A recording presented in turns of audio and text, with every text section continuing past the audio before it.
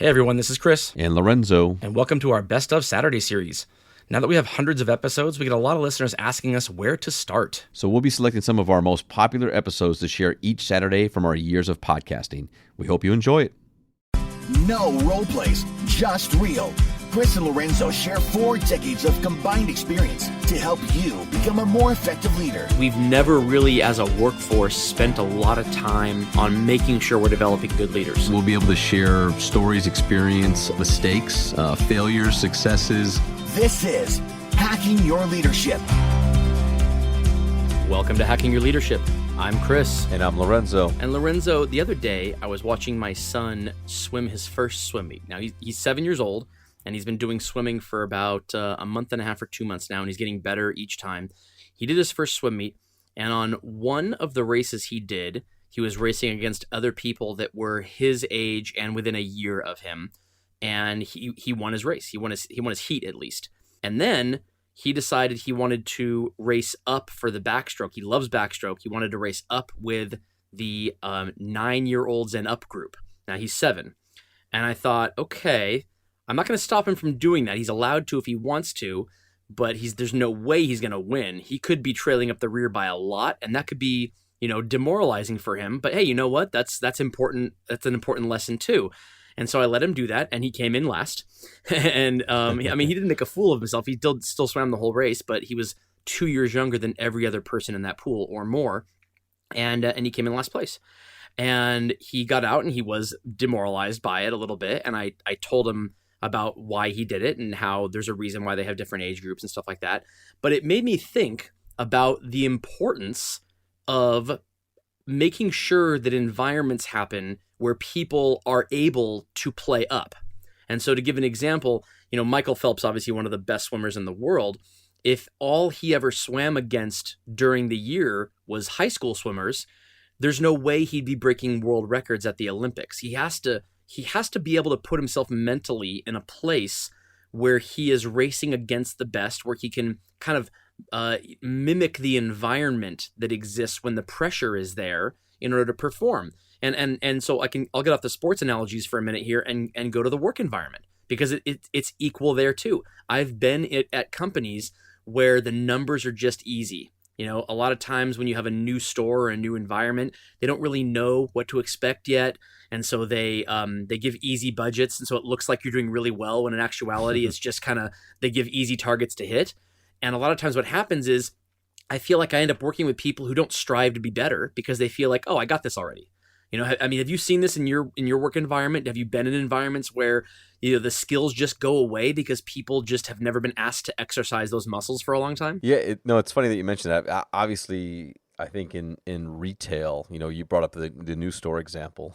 Oh yeah. I think other industries are a similar thing. Is anytime that you maybe have a new team, or you've got a lot of success going on within an organization, and then therefore you add another leader with new team members, and you kind of want to get them going, but also, to your point with like the swimming analogy, is like not demoralize them, sure. but give them some goals that they can hit and make it a little bit more consumable in regards to being able to build up the skill or build up the confidence to go out there and perform better. But I think absolutely, I think too, it's not so much that like environments where people lose the skill altogether. I think it's what you were saying, which is like they get out of practice, where Sure. Sometimes a result is almost the result is so easy because something is involved in the industry, in the economy, where it doesn't matter what you do, you're going to win. Like I immediately went back to thinking about, the first, high definition televisions. Oh yeah. And, they flew off the shelves. Yeah, like you couldn't keep them in stock regardless of price point, right? And at the time when they became the thing, and they were the thing to have, and everybody wanted it, and everybody wanted to get them, there was a lot of money to be made in those televisions. I think, Right. going back to, I think, our second episode of this entire podcast, we talked about the silliness of sometimes when the metric becomes more important than the result, and how there were heavy margins in televisions and that type of thing at the time. E-commerce wasn't really a big thing yet. It was small. And for televisions, it was non-existent. Absolutely right. You had to go into a store, Yeah. and that store had to be known for selling televisions, and as long as you had them in stock, you sold them. Right. And so in that environment, there was a lot. The skill was how quickly could you process the sale of a television, Yeah. along with maybe some other things the person needs.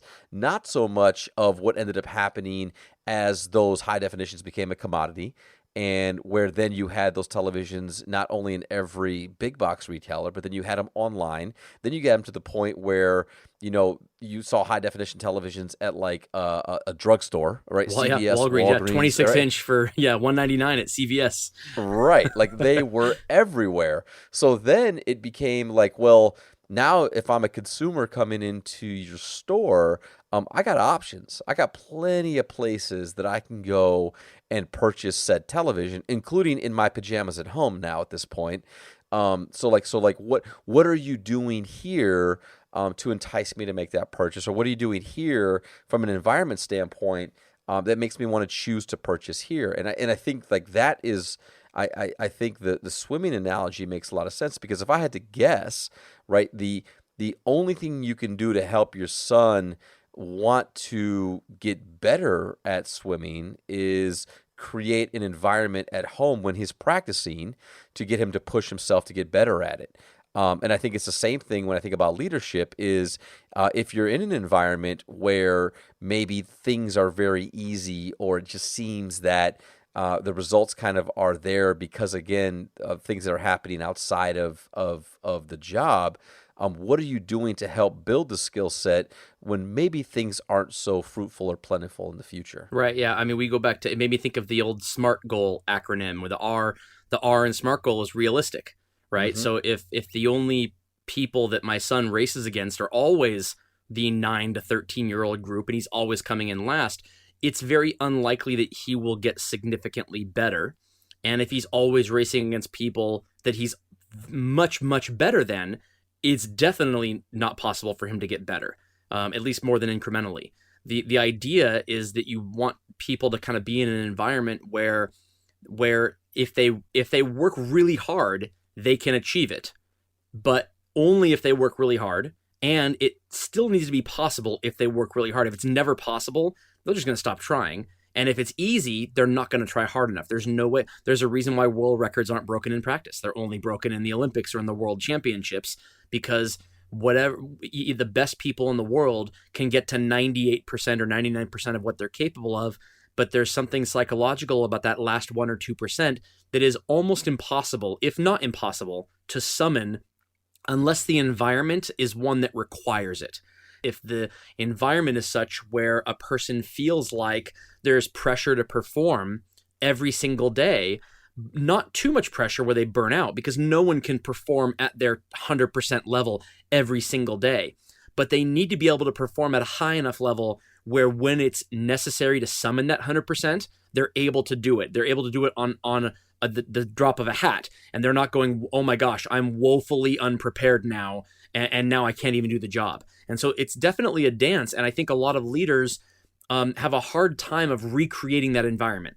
They have a hard time putting people in a situation where they are asked to do more than the minimum or than the satisfactory level, especially when the numbers or the performance or the results are already there anyway. Yeah, no, absolutely. And I think, it is, yeah, it requires, again, a level of leadership where you want to recreate environments that maybe don't currently exist in the current space. So if you are in that place where everything is just going the right way, and where things are just happening for a team or for a business or whatever, and this happens a lot with startups as well, and companies where they've got a solution for something or a new product or a new service. and it's a little bit of a game changer. And then, like now all of a sudden it's either extremely funded or it's very popular. Or there's a lot of overhead or, like income coming in as a result of it. But you want to be able to build, the skill set of what happens again when maybe times aren't as good. And so I as you were talking, I was immediately thinking about, how have I, in my tenure as a leader, gone about creating maybe urgency in a space where it doesn't necessarily exist sometimes, or at all, and how do I go about getting leaders to either sharpen that skill or even build that skill when the environment is not such that it's creating that skill. So so what I was thinking about was times when I've had to get really specific with leaders. So as an example, having leaders that, haven't really had to shoulder the responsibility maybe of driving, maybe sales or revenue in a time when traffic is low, or, never having experience in like a commission sales environment where, the amount of effort you put in and hustle you put in is the output of what your actual paycheck is and what you make. How do you create that urgency, or how do you challenge leaders to maybe turn on or find that part of them that kind of pushes them the extra mile or really gets them dialed in on something? And I found myself, sitting down with them and getting really specific about, assigning them work that they have to own. So not something that like you and a peer, or as a team, we need to get better, but you, Chris, as the leader, I want you to own this. This is what I want you to go after and drive. Here's the expectation of where I want us to be. What are you committing to? And then you make the personal commitments to me. And then I say, fantastic. Now I want you to kind of create your plan and go over it with the peer group or the larger team at hand, so people can hear what you want to do. They can ask you questions. They can maybe shoot holes into your ideas, and they can help you refine it. Then I want you to come back in a week or two and give them an update on where we're at. Then I want you to then at the end of maybe 30 days, 45 days, 60 days, a quarter, talk through and report back to, was what you were assigned to do, was it successful or not? So did you actually meet the commitment that you put out there, or did you miss it? And if you made it, then what did you see? What did you learn? And why did you feel that we made it? And what were the things that you put into action to make that happen? And if you missed it, what did you see as the things that were, considered to be failures, or what were the things that were not executed on? And what are the things that you would then change differently going into the next thing? And I think that has allowed me to provide an opportunity and experience for leaders to get a sense of what that feels like, even if our environment is not such that you have to innovate simply out of survival. Yeah, I absolutely love that, because we all know that when something is everybody's responsibility, it's nobody's responsibility. Yep. Right. Yes. So I love that. In an environment where you are a leader of leaders, there is an absolute sense of urgency around making sure that you are seen in a positive light for your direct leader. And even if you have a great relationship, I'm not talking about leaders who are in fear of losing their job if they fail, because I think that's important too. I think if the examples you're talking about, if the result of failure is job loss or a serious blowback to their career, I think that's the kind of thing that makes people put their values aside, or feel so much pressure that they end up leaving the organization. It doesn't become fun anymore. The stress becomes pressure, just overwhelming pressure. And so I think it's important to make sure that whatever those environments are, those scenarios are, where you find something for that leader to own, that it becomes something where it's a teachable moment, but you're not, in the swimming analogy, you don't put a shark in the pool and you have to swim away from the shark. You put somebody who's slightly better. And so that if there's failure, you sit down and you learn from it. Not if you fail, you're done, and that's really, really important, because as soon as that person you're talking to, let's say the metric is, client acquisition or close rate, the people who you talk to, the clients you talk to versus the number that actually buy. If the result of falling below that number is that, you kind of write them off and you move on to the next person, that's a kind of pressure that some people can rise to the occasion for. Other people just shut down, or they start doing things that are unethical. They start doing things that, and I'm not saying that that's allowed or that's okay. But the pressure of feeling like you may lose your job or that you may hurt your career can drive people who are normally good people to do some unethical things. And the last thing you want to do is cause that disengagement or put people in a situation where they feel like that's their only option. Yeah, and I think it's one of those unique things where it's kind of like I would never approach the conversation by saying, "Hey, Chris, here's the deal," right? Like, I believe strongly that you have no idea how to be urgent in our business. Therefore, right, I'm going to do all of this, type of work to try to create this false environment of urgency or, or intensity, that type of thing. I think it's really, but at the same time, it's being really transparent when it comes to development and saying like, hey, here's the deal. Like, I think success is probably the worst teacher in the world. Oh yeah, right, for sure. because it's difficult to push yourself and challenge yourself when you're eating really, really well and things are going really, really well. And so I want us to work through some of this. I want you to shoulder some of this responsibility. I want you to feel great about leading some of this work with intent and purpose. But I'm also okay with the lessons that we learn as we do this together. And so it's an understanding of you don't just want to create this intensity out of nowhere, and you also don't want your leaders or your team to feel like, okay, what's different now, and why am I feeling maybe all this pressure or this stress or this intensity? Because why is this shifting? I think as always, starting with the larger vision and talking to leaders specifically in your team in general around. How do we continue to get better together, and how do we do this together, and and again, knowing that some of this work will be difficult, will be uncomfortable, will be challenging, and that's okay, because the net goal here isn't for anybody to fail, but understanding that like if we're not trying and pushing hard enough to where we're taking smart, calculated risks, and we're not allowing ourselves the opportunity to maybe fail a little bit or not achieve exactly what we're trying to achieve, how are we really shaping our skill set, and how are we really building the foundational elements that will really take us to where we need to go next, but also prepare us for you never know what the future could hold. I completely agree. And with that, it brings us to this episode's 1 Minute Hack. The 1 Minute Hack. Okay, for this episode's 1 minute hack, here's what I'd like for you to do. Get your pen and paper, and I want you to reflect on the last 4 or 5 performance management conversations that you've had with your team or your leaders. I want you to write down who it was, and I want you to just quickly write down what it was that you were discussing. Now go back and look at each of those different examples and write down, was the conversation more about a specific result and the fact that that result was not to expectation? Or was that conversation about an observed behavior that you saw as a leader that you wanted to make sure that you addressed to get them in line with what's expected, what they committed, and where you want them to go in regards to driving the larger business at hand?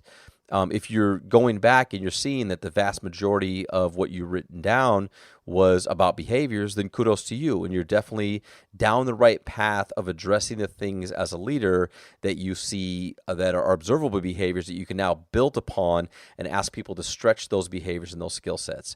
If what you had written down is mostly to do with results and conversations around not hitting specific goals, then I would ask for you to think about, how are you actually asking for that work to be done? And are you utilizing things and tools that will help your team be able to dial more effectively into the behavior? So as Chris brought up earlier in this episode, SMART goals, are they specific? Are they measurable? Are they actionable? Are they realistic, and are they timely?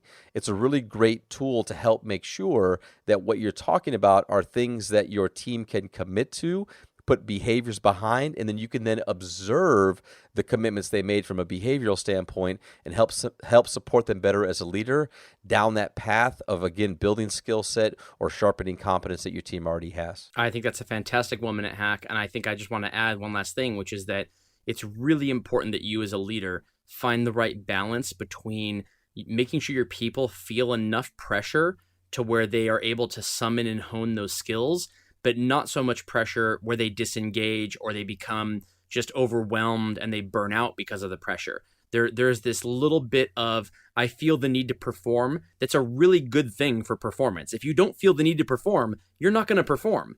But if you feel it too much, you will burn out. And so it's really important that you keep an eye on how that relationship is and how your people are feeling about it, because this is the way they get better slowly over time. They're able to perform well, but they don't burn out. Yeah, it immediately made me think about your son and the swimming thing. And if he's practicing in the pool and you have a stopwatch and he does a lap and you show him the stopwatch and he goes, oh man, okay, that's what I did. Now I can do better. And he goes back and he beats the next time by a second or half a second and he celebrates and gets excited. Then I imagine that, he's building that confidence. He's excited about challenge. He wants to better and he wants to better his own time and will then want to carry that over into competition, versus if you do it 5 or 6 times and he's like, whatever the time, I'm just having a good time in the pool, right? Probably not going to be a highly competitive swimmer in regards to showing up at meets and kind of pushing forward with that. Right. And conversely, if the times I'm showing him are the times of the people that are 6 years older than him that are way better, and he feels like his time is, if he has to knock off 30 or 40% of his time in order to be competitive, he's unlikely to be able to do that too. Exactly. Yeah, I know I wouldn't. Right. And with that, it brings us to the end of this episode. This is Hacking Your Leadership. I'm Lorenzo. And I'm Chris. And we'll talk to you all next time.